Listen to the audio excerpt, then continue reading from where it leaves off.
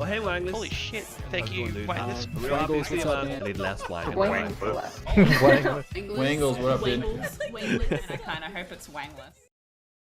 After editing for about 3 hours in DaVinci Resolve, my opinions about this, it actually just unexpectedly crashed after I reinstalled it and had no autosave data on it. That's awesome! Love to see it. So, let me give you the lowdown here on the Nintendo Direct really quickly, because I just lost so much of my life I'll never get back. Basically, with Nintendo and their Direct with Mario, they're saying, hey, guess what? You know how it's the 35th anniversary? You know, you guys are waiting, they're pounding down the doors. Give me a new game, please, Nintendo. Please, pretty please, please. And you're scratching your fingernails off at the door, and they're like the crackhead dealers inside, and they're like, ooh, gamers. I know they want to spend their precious coins. What do we have for them? And no one has any new games. The new Breath of the Wild's not going to be around for a while. Who knows what's going on with Metroid, dude? They probably are just stringing us along on that too. And then, finally, they decide, alright, let's re-release the Nintendo 64, Nintendo GameCube, and Nintendo Wii versions of 3D Mario for $60. And you know what? I'd be fine with that. That's a good deal. Cool. What they did instead is they're like, let's do this for $60, and let's make it a limited time thing, so you can only buy it for 6 months and then it's gone forever. Like they can treat the digital store as if it's some kind of Disney vault, and they're just like, back to the depths from whence you came, wench. And then they just throw that game back in, lock that door, and make it so Nintendo customers are just like kind of, like if you wanted to, let's say you didn't have money right now, because I don't know, if there was a giant unprecedented world event going on right now, I'm not going to say that what it is specifically. YouTube doesn't like it when I do that. However, let's just say hypothetically there was something like a virus going on, and people didn't have money because they didn't have a job. But then Big Daddy Nintendo comes along and says, hey there, pretty boy. Guess what?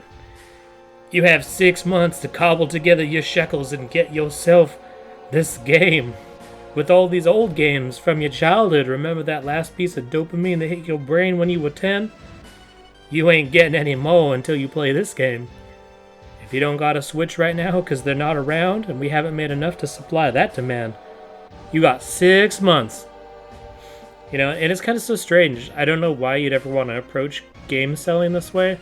It seems like if you always have something available, it's good for preservation, it's good for you, because you're going to get continuous revenue.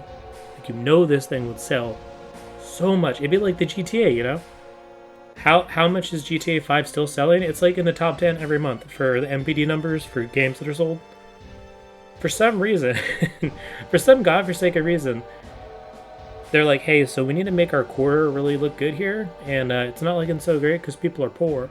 So how about we milk everyone and make them buy it in 6 months? Like, it's such a stupid idea, and I really don't want Nintendo to make it a norm, because Nintendo does that. Nintendo just normalizes things, right? They're like, hey, guess what? This is the way it's going to be now. Then we say, okay, you, Nintendo, and then we buy it.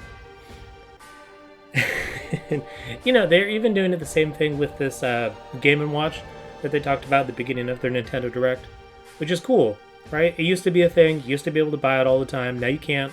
It's like a clock. You can play Mario. They're going to make a limited production. They don't even care about pretending like they're trying to do artificial scarcity. They're just outright saying, we are limiting production of this. You aren't going to get it for that much. Like, you can't find many of these. Oh, you're going to have to pay a pretty penny, motherfucker. It's basically what they're telling you. You know, it's the same thing for not just that, their 35th anniversary Battle Royale, which is like Tetris 99, but for Mario. Super sick idea. It's going to be free for everyone that pays for their horrible online service that doesn't really have good voice communications.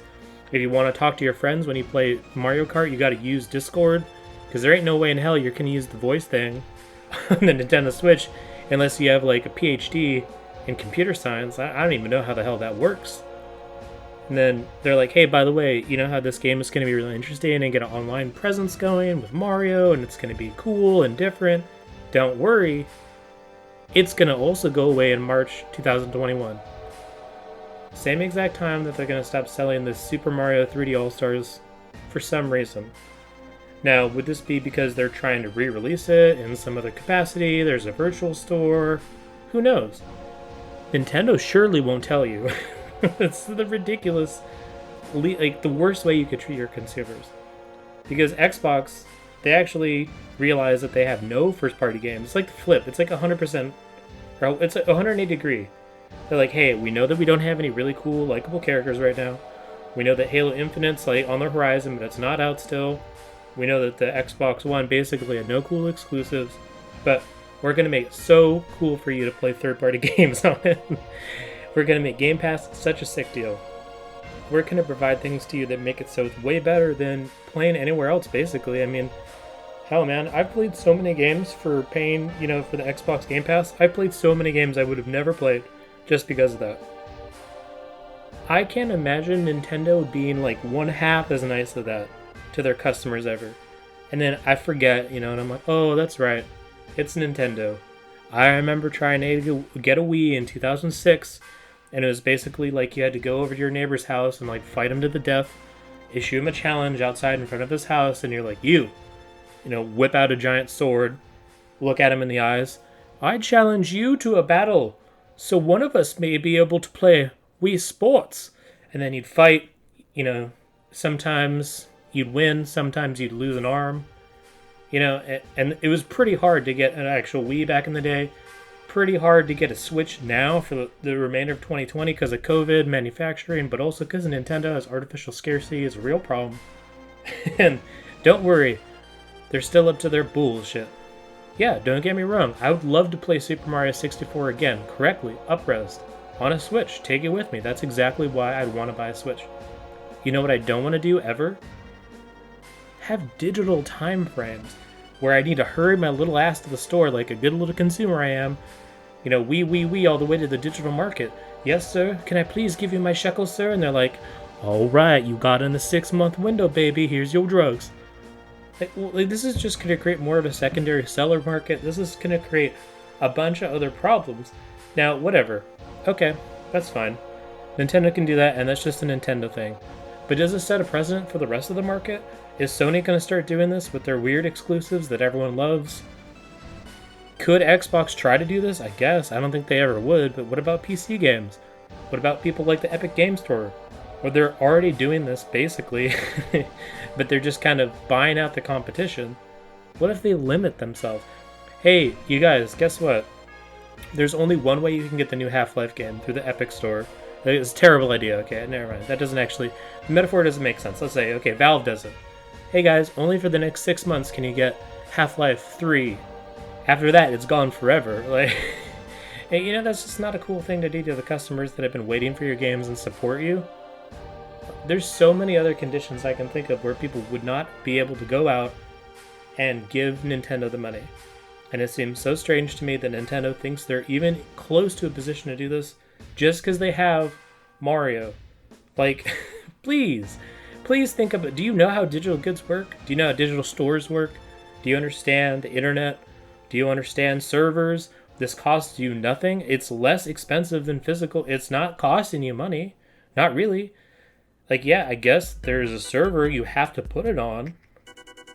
Like everything else you sell. What? Nintendo. Nintendo, please!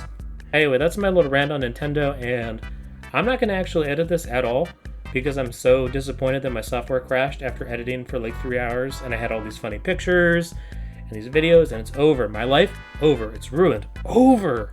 But you guys can support me. You can listen to more funny rants like this. You can go to my YouTube page and subscribe, youtube.com/Wangless. You can go to my Twitch page, twitch.tv/Wangless. My Twitter, Wangless with an underscore. It's very important you have an underscore because the real Wangless on Twitter is a Russian bot who hasn't been active in about 9 years. Very important. It's a very important distinction right there. Alright guys, I'll see you later. Much love. Hopefully Nintendo stops being the worst. Bye bye.